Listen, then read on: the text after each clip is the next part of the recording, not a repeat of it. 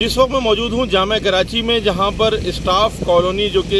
रिहायशी इलाका है जामा कराची के असातिज़ा और दीगर स्टाफ जहाँ पर रहता है, वहाँ पर जो मैदानी इलाका है उस तरफ एक 84 इंच की वाटर बोर्ड की लाइन डैमेज हुई है, जिसके बायस यहाँ पर पानी जो है वो वाफिर मिकदार में इलाके की तरफ यानी कि रिहायशी आबादी की तरफ दाखिल हो चुका है। और अब जो है वो वाटर बोर्ड ज़राए बताते हैं कि जो लाइन है इसको पीछे से बंद कर वॉल से अब इसका जो मरम्मती काम है उसका आगाज़ किया गया है, लेकिन अभी भी जो है वो बड़ी मिक़दार में पानी